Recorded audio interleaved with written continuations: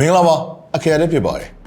online 100 series တွေကတော့ဒီကို official ဝင်တိုင်းမှာ video လုပ်ပေးနေကြဆိုတော့ဒီတစ်ခေါက်မှလည်း honor 600 series အလှည့်ကိုရောက်လာပြီဆိုတော့အချိန်ကျလာပြီပေါ့ဆိုတော့အခုချိန်ဖုန်းတစ်လုံးဝယ်ဖို့ဆိုတာတော်တော်လေးစဉ်းစားအခက်နေမယ်ဆိုတာသိတယ်ဆိုတော့အဲ့ဒီအတွက်ကိုဒီ user တွေအတွက်ဒါအမှန်တကယ်ဝယ်လိုက်ပြီးသွားရင်စိတ်ချမ်းသာရမယ့်ဖုန်းတွေကိုပဲ review video လုပ်ပေးခြင်းတယ်ဆိုတော့ honor 600ကရောဒီလိုမျိုးဖုန်းဖြစ်ပါမလား first impression video လေးကိုစလိုက်ကြရအောင်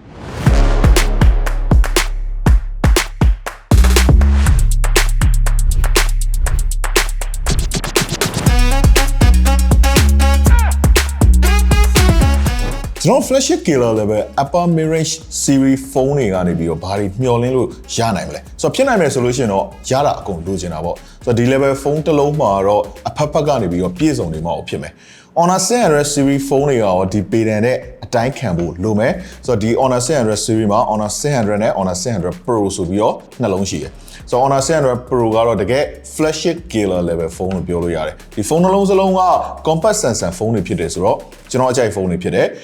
compact flagship phone တွေကိုကြိုက်တယ်ဆိုလို့ရှိရင်တော့ဒီ Honor 600 Pro ကိုစမ်းကြည့်သင့်တယ်ဆိုတော့ကျွန်တော်လက်ထဲကိုရောက်နေတာကတော့ Honor 600 orange color ဖြစ်ပါတယ်ဒီ Honor 600 ကို Honor 600 Pro မှာပါအရောင်3မျိုးနဲ့လာတယ် orange black နဲ့ golden white ဆိုတဲ့ color တွေဆိုတော့ orange color ကတော့ဒီ trending color လို့ပဲပြောရမယ်2026 ထွက် phone တော်တော်များများဒီ color တရောင်ကတော့ပါနေကြဖြစ်နေပြီဆိုတော့ကျွန်တော် personal အရာတော့ဒီ golden white ဆိုတဲ့ color လေးကိုတော်တော်လေးသဘောကျတယ်ဆိုတော့ black color တော့ထုံးစံတိုင်းယောက်ျားလေးရဲ့အကြိုက်အရောင်ဖြစ်တယ်So compact phone တွေမှာတတိချာချာသတိထားမိမှာကတော့ big quality ပဲ So Honor 600 series ကတော့ big quality ဘိုင်းမှာအားနည်းချက်တော်တော်လေးရှားတဲ့ဖုန်းပဲဖုန်းရဲ့အလေးချိန်ကဒါစီးတဲ့အထဲမှာပါတယ်လို့ထင်ရပေမဲ့တကယ်အလေးချိန်က190 gram အလေးချိန်ပဲရှိတယ် compact Samsung ဖုန်းတစ်လုံးအတွက်ကတော့ဒါကိုင်လို့ကောင်းတဲ့အနေထားပဲ big quality ဘိုင်းမှာတိတိတတ်တာ hand feeling ဘိုင်းမှာကိုင်လို့ကောင်းတာပဲဖုန်းကလက်ထဲမှာထောက်နေတာမျိုးမရှိဘူးကြာကိုင်လို့ကောင်းတယ်ဆိုတော့သူ့ရဲ့အထူက 7.8 mm အထူဆိုတော့အရင်ထူနေတာမျိုးမရှိဘူးဆိုတော့ဖုန်းတစ်လုံးလုံးမှာ big quality ဘိုင်းမှာတိတာတဲ့နေရာတွေကဒီ frame ဆိုတော့ဒီ frame မှာ aluminum frame ကိုဆက်ထားတာမျိုးတွေကွေးထားတာမျိုးတွေမဟုတ်ဘဲနဲ့ CNC cutting လိုမျိုးတစ်ဆက်တည်းဖြတ်ထားတာမျိုးဖြစ်တဲ့အတွက်ဒါ premium ဆန်တဲ့ feeling ကိုရတယ်ဆိုတော့ cloud တွေက solid ဆန်တဲ့ camera range နေရာတွေမှာလည်းတိတိတတ်တာဟိုဒါလှတယ်ပေါ့နော်ဆိုတော့ back cover မှာ glass မှာသုံးပေးထားတဲ့ဒီ materials တွေကလည်းတော်တော်လေးကင်လို့ကောင်းတယ်ဆိုတော့ဘေးပေါင်ကိုကြီးလိုက်တာနဲ့ features တော်တော်စုံတဲ့ဖုန်းဆိုတာသိတာတယ်ဆိုတော့ညာဘက်မှာ power button နဲ့ volume up down clock တွေအပြင်ကို AI button ဆိုတဲ့ clock လေးတခုအပူပါသေးတယ်ဆိုတော့ default ရတော့ဒီ clock ကိုကြာဖိထားလိုက်မယ်ဆိုလို့ရှိရင် AI mode ထဲဝင်သွားလိမ့်မယ် customize အနေနဲ့ဒီ short press double press နဲ့ long press တွေမှာ camera ဖွင့်မလား flashlight ဖွင့်မလား silent mode လုပ်မလားစတဲ့ဒီ shortcut တွေကို setting ထဲမှာကြိုက်တယ်လို့ပြောင်းလို့ရတယ်ဆိုတော့တခြားသုံးဝင်တဲ့ features တွေလည်းရှိသေးတယ်အနောက်မှာဆက်ပြီးတော့ပြောပြရမယ်frame ရဲ့ဒီအပေါ်ဘက်မှာတော့ secondary mic နဲ့ ion blaster sensor speaker ပေါက်တွေပါတယ်။ဒါ speaker က full size speaker ဖြစ်တဲ့အတွက်ဒီအောက်ဘက်က speaker နဲ့ balance ညီတဲ့ stereo sound အသံတော်ကိုထုတ်ပေးနိုင်တယ်။ frame ရဲ့အောက်ဘက်မှာတော့ဒါ main speaker USB Type C နောက် mic ပေါက်နဲ့ SIM tray တွေပါတယ်။ဒီဖုန်းရဲ့အကြိုက်ဆုံးထဲမှာပါတဲ့တစ်ချက်က display ပဲဆိုတော့ဒီနေရာမှာ Honor 600ဝယ်မဲ့လူတွေအတွက်အားသာချက်ရှိတာက Honor 600နဲ့ Honor 600 Pro မှာသုံးထားတဲ့ display က specification ဘိုင်းမှာအတူတူပဲ 6.57 inches AMOLED panel ကို 1.5K resolution နဲ့ 1.07 billion color နဲ့ဆိုတော့ရုပ်ထွက်ကတကယ်ကို share ကြီးပဲ color တွေလည်းမှန်တယ်မျက်စိပတာသာဖြစ်တယ်ပေါ့8000 nit peak brightness ဆိုတာကတော့ဒါ industry leading number ပဲ Honor phone တွေထဲမှာဒါ review လုပ်ရင်ဒီလိုမျိုး industry leading number တစ်ခုမဟုတ်တစ်ခုပါလာတာကလည်းတော်တော်လေးမိုက်တယ်ဆက်ရမယ်ဆိုလို့ရှိရင်8000 nit peak brightness ဆိုတာကတော့နေအောင်ထဲမှာပဲဖြစ်ဖြစ်ဒီလိုမျိုးဒါ studio light တွေကြောင့်ပဲဖြစ်ဖြစ်ဒီ screen ကွာသွားတာမျိုးကြည်ကြည်လင်းလင်းရှင်းရှင်းလေးမမြင်ရတာမျိုးမရှိတော့အကုန်လုံးကိုကြည်ကြည်လင်းလင်းရှင်းရှင်းလင်းလင်းမြင်ရတယ်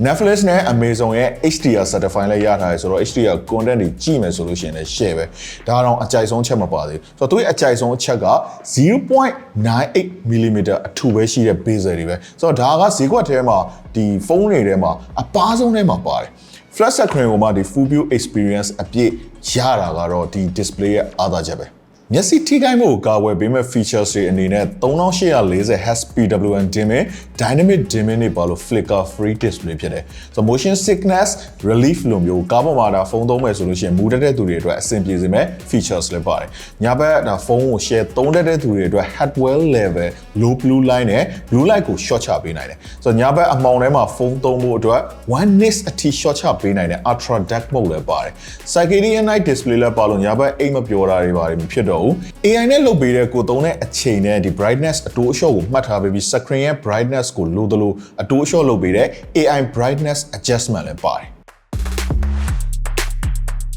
နောက်တော့ဒီဖုန်းရဲ့အားသာချက်တစ်ခုကကင်မရာပိုင်းပဲဆိုတော့ဒီနေရာမှာလဲ Honor 600နဲ့ 600 Pro မှာကွာခြားချက်ကတစ်ခုပဲရှိတယ်အဲ့ဒါကဒီ Honor 600 Pro မှာတော့50 megapixel telephoto camera တစ်လုံးအပိုပါလာတယ် 3.5x အထိ optical zoom နဲ့ဆွဲပြီးရိုက်လို့ရသွားမယ်ဒါကတော့အားသာချက်ရှိတယ်ကျန်တဲ့ specification ကဒီအခု Honor 600နဲ့အတူတူပဲဆိုတော့ဒီ Honor 600ရဲ့ photo quality ကလည်းတော်တော်လေးကောင်းတဲ့ထဲမှာပါတယ်Main camera 200 megapixel 1.1.4 inches ရှိတဲ့ sensor နဲ့ aperture f1.9 ဆိုတော့တော်တော်လေးမိုက်တဲ့ sensor တွေမှာပါတယ် flashing level sensor လို့တော့ပြောလို့ရတယ် optical image stabilization နဲ့ထည့်ပေးထားပြီးတော့ 4x အထိ zoom ဆွဲမယ်ဆိုလို့ရှိရင်တော့ quality မကျသွားတဲ့ sensor ကိုသုံးပေးထားတယ်ဆိုတော့နောက်ထပ်တစ်လုံးကတော့ ultra wide နဲ့ macro dual သုံးလို့ရတဲ့12 megapixel camera ကိုထည့်ပေးထားတယ်ဆိုတော့ဒီဘက်ကတော့ဒါ color temperature sensor လေးကိုထည့်ပေးထားတာဆိုတော့ဒါပါတဲ့အတွက် color lighting နဲ့white balance ပိုင်းတွေမှာတော်တော်လေးကောင်းသွားတယ် selfie camera ကိုတော့50 megapixel camera ကိုသုံးပေးထားတယ်ဆိုတော့ဒီ main camera မှာ OIS အပြင် CIPA ဆိုတာလည်းပါသေးတယ်ဆိုတော့ camera တစ်လုံးရဲ့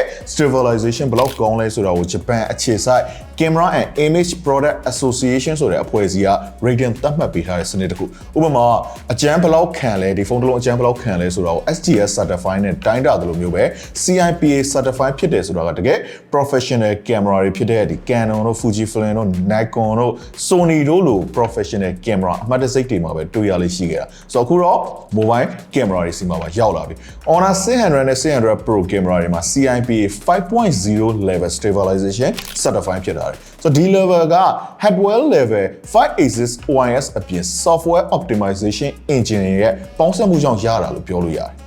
Honor 600မှာ ultra night hardware နဲ့ software ကိုကောင်းကောင်းကြီးပေါင်းစပ်ပေးထားတဲ့ night photography mode အသစ်တွေပါလာတယ်။ဆိုတော့ဒါကလည်း flashing level sensor ကိုထည့်သုံးပေးထားတဲ့အပြင်ဒီ software နဲ့ stabilization တို့ရဲ့ပေါင်းစပ်မှုကြောင့်ပဲညာဘက်ရိုက်တဲ့အခါတွေမှာတကယ်ကောင်းတဲ့ပုံထွက်တွေကိုရတယ်။အထူးသဖြင့် AI Ultra Night Engine ထည့်ပေးထားတဲ့ Night Mode မှာဒီ exposure timer နဲ့ AI Cloud Enhancement တွေထည့်ပေးထားတဲ့ဒီ Night Portrait ပိုင်းတွေမှာညာဘက်အလင်းကောင်းကောင်းမရတဲ့အနေအထားတွေမှာပါ Portrait တကယ်ကောင်းတဲ့ပုံထွက်တွေကိုရနိုင်တယ်Honor AI Color Engine ကိုလည်းထည့်ပေးထားတယ်လို့သိရတယ်ဆိုတော့ဒီကောင်ကကြတော့ဒီထွက်လာတဲ့ပုံရဲ့ color ဘိုင်းမှာလူမျက်စိနဲ့ကြီးလိုက်တဲ့အခါမှာမြင်ရတဲ့သဘာဝဆန်တဲ့ color အတိုင်းအနည်းဆုံးတူညီအောင်လုပ်ပေးနိုင်တယ်ဆိုတော့ကျွန်တော်ကတော့ personal အရာဒီ product ပုံတွေရိုက်တဲ့အခါမှာဒီ Honor phone တွေရဲ့ color ဘိုင်းကိုတော်တော်လေးသဘောကျတယ်ဆိုတော့အပြင်ပုံနဲ့နီးစပ်ဆုံးတူတဲ့ color ကိုပုံထွက်ကိုထုတ်ပေးနိုင်တယ်ဆိုတော့အထူးသဖြင့်ဒီ online shop လိုမျိုးတွေအတွက် product shoot ရိုက်တဲ့အခါမှာဒီဖုန်းနဲ့ပဲရိုက်ဖြစ်တယ်ဆိုရင်တော့ Honor ရဲ့ color ဘိုင်းကတကယ်သဘောကျစရာဖြစ်တယ်Performance ဘိုင်းအတွက် Snapdragon 7 Gen 4 chipset ကိုသုံးပေးထားတယ်။ဆိုတော့ Plus series မဟုတ်တဲ့ mid-range chipset ထဲမှာ latest and greatest chip ဖြစ်နေတော့မယ်။ဆိုတော့ဘာတွေသုံးလို့ရမလဲဆိုတာမေးရင်တော့အကုန်လုံးသုံးလို့ရတယ်။ဆိုတော့ဒီဗီဒီယိုရိုက်နေတဲ့အချိန်မှာတော့သူရဲ့ဈေးနှုန်းကိုမသိရသေးပေမဲ့ဒီ upper mid-range phone တစ်လုံးအတွက်ကတော့ performance ဘိုင်းအပြစ်ပြောစရာရှိမနေဘူး။ RAM က 8GB နဲ့ 12GB ဆိုပြီးတော့နှစ်မျိုးလိုအပ်တယ်လို့ကိုသုံးမဲ့ပုံမှာမူတည်ပြီးရွေးချယ်လို့ရမယ်။ Heavy multitasking တွေနောက် gaming ဘိုင်းတွေနဲ့ video edit လိုမျိုးတွေသုံးမယ်ဆိုရင်တော့ RAM 12GB လိုမျိုးကိုရွေးလို့ရတယ်။ဆိုတော့ channel ကတော့ RAM 8GB နဲ့လည်းဆင်ပြေတယ်။ PUBG ကို 90fps, MLBB ကို 120fps နဲ့ HOK လို game မျိုးကို 120fps ထိဆော့လို့ရမယ်ဆိုတော့ဘာလို့သေးလဲပေါ့ performance ဘိုင်းကတော့ပုံမှန် light use ပဲသုံး heavy use ပဲသုံးအဆင်ပြေတယ်ဆိုတော့ကြံခဲ့မှာဆိုလို့ eSIM နဲ့ support ပေးသေးတယ်နောက်တစ်ခုပြောရမှာ Honor ရဲ့ Magic OS 10အကြောင်း2026မှာဒီဖုန်းတစ်လုံးမှာဘယ်လိုမျိုး software features တွေပါသင့်လဲဆိုတာတွေကိုချရေးလိုက်အဲ့ဒါတွေအကုန်လုံးပါတယ်iOS device တွေဖြစ်တဲ့ iPhone တို့ Apple Watch တို့နောက် Mac တွေနဲ့ပါ real time live synchronize ရလာပြီဆိုတော့ခုနောက်ပိုင်းဖုန်းတွေနဲ့တခြား device တွေမှာဒီ ecosystem ပြဿနာမျိုးဆိုတာမရှိသလောက်ကိုရှားသွားပြီဆိုတော့နောက်တစ်ချက်က AI ပါဆိုတော့ AI image to video 2.0 ပါလာဒါကအရင် version တုန်းက ratio တစ်ခုပဲရွေးလို့ရခဲ့ပြီးတော့3 second စာ video ပဲထုတ်ပေးနိုင်တယ် version 2.0 မှာတော့5 second စာ video အထိထုတ်လို့ရလာပြီနောက် prompt box ပါထည့်ပေးထားသေးတယ်ဆိုတော့ကိုကြိုက်တဲ့ prompt ကိုရေးပြီးတော့ဒီ video အဖြစ်ဖန်တီးလို့ရလာတယ်ဆိုတော့ပုံနှစ်ပုံထည့်ပြီးတော့ video တစ်ခုတည်းအဖြစ်ဆက်လို့ရသွားတယ်ဆိုတော့ရှေ့မှာပြောခဲ့တဲ့ဒီ AI button လေးကဒီနေရာမှာအသုံးဝင်သွားတယ်So AI image to video 2.0ကိုသုံးနေတယ်ဆိုလို့ရှိရင် AI tools ထဲမှာ live share ပြီးရင်ပုံထည့်အဲ့ဒီအဆင့်တွေအကုန်လုံး skip လုပ်လိုက်လို့ရပြီးတော့ဒီ gallery ထဲမှာကျွန်တော်ဓာတ်ပုံလေးတွေကြည့်နေရင်လည်း idea ရလာပြီဆိုလို့ရှိရင် button ကိုတစ်ချက်နှိပ်ပြီးတော့ AI image to video ကိုတန်းပြီးသုံးလို့ရပြီဆိုတော့တကယ်မိုက်တယ်ဆိုတော့နောက်ထပ် moving photo တွေမှာပါမလိုတာတွေကို erase လုပ်နိုင်တယ်လို့ frame တစ်ခုထဲမှာပေါင်းပြီးတော့ 3D effect ပုံစံမျိုးနဲ့ collage လုပ်လို့ရလာတယ်ဆိုတော့ဒီ features ကလည်းကျွန်တော်ကြိုက်တဲ့ထဲမှာပါတယ်photo edit ကိုလည်းတစ်ခုချင်းစီလိုက်ပြီးပြင်ရမှာပြင်တတ်တဲ့ဒါကျွန်တော်တို့လူတွေအတွက် prompt တစ်ကြောင်းစာကိုရိုက်ပြီးတော့လွယ်လွယ်ကူကူနဲ့ပြင်ခိုင်းလို့ရတဲ့ AI photo agent ပါလာတယ်ဆိုတော့ဖုန်းရဲ့ဒီ camera ကောင်းလို့ဓာတ်ပုံရိုက်ပေးပါလို့ခဏခဏတောင်းဆိုခံရမှာ honor ကြိုပြီးတော့သိရပုံပဲဆိုတော့ magic pose ဆိုတဲ့ features လေးလည်းထည့်ပေးထားသေးတယ်ဆိုတော့ camera ကိုချိန်လိုက်တာနဲ့လက်ရှိဒီ background မှာဓာတ်ပုံအရိုက်ခံမဲ့လူကဘယ်လိုမျိုး pose ပေးတင်လဲဆိုတာကိုပါလာပြီးပြပေးတယ်ဆိုတော့ camera ကောင်းတဲ့ဖုန်းတစ်လုံးကိုဝယ်ပြီးတော့ဓာတ်ပုံရိုက်ကမှပြင်းတဲ့သူတွေအတွက် features တွေကိုစုံစုံလင်လင်ကိုထည့်ပေးထားတာ Honor phone ရဲ့ထုံးစံအတိုင်းအကျန်းခံတာကတော့မပါမဖြစ်ပဲ IP6869 IP69K rating 3စလုံး bus ဖြစ်တယ် IP69K ဆိုတဲ့ rating ကတော့ဒါရေဆိုခံနိုင်မှုဖုန်းနှံခံနိုင်မှုမှာအမြင့်ဆုံး rating ဖြစ်တဲ့အတွက်ရေနဲ့ပတ်သက်ပြီးတော့စိုးရိမ်စရာမရှိဘူးဆိုတော့အခုလိုမိုးရသည်မှာဒါဖုန်းများရေဆိုသွားမလားဆိုပြီးတော့သိနေရတာမျိုးတွေရှိတော့မှာမဟုတ်ထုံးစံအတိုင်း SGS 5 star certified လည်းဖြစ်တဲ့အတွက်ပြုတ်ကြတာမျိုးတွေအတွက်လည်းစိုးရိမ်စရာမရှိဘူး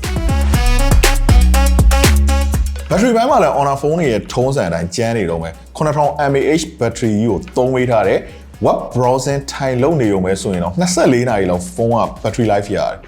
YouTube တို့ TikTok တို့လိုမျိုးတောက်လျှောက်ဖွင့်ထားမယ်ဆိုလို့ရှိရင်နိုင်20ဝန်းကျင်လောက်ထိရမယ်။တော့ PUBG Mobile လို့ game မျိုးကိုတောက်လျှောက်ဆော့မယ်ဆိုလို့ရှိရင်17နာရီလောက်ထိ battery life ရမယ်ဆိုတော့ဒီ device တစ်လုံးနဲ့တင် daily use အတွက်လုံလောက်တာထက်ပိုတဲ့ပမာဏကိုထုတ်ပေးနိုင်တယ်။ဆိုတော့ပုံမှန်သုံးမယ်ဆိုလို့ရှိရင်တစ်ရက်ခွဲရနေပြီးတော့2ရက်လောက်အထိကိုဒီ battery life က AAC ရနိုင်မယ်။ Silicon lithium ion battery ကိုသုံးပေးထားလို့9နှစ်အထိကို performance မကျဘဲနဲ့ကောင်းကောင်းသုံးနိုင်မယ်။ charging ဘိုင်းအတွက်ကတော့80 watt Honor super charge ကိုထည့်ပေးထားတယ်27 watt wire reverse charging ပါလို့တခြား device တွေကိုလည်း fast charging နဲ့အားပြန်ပြီးတော့သွင်းနိုင်မယ်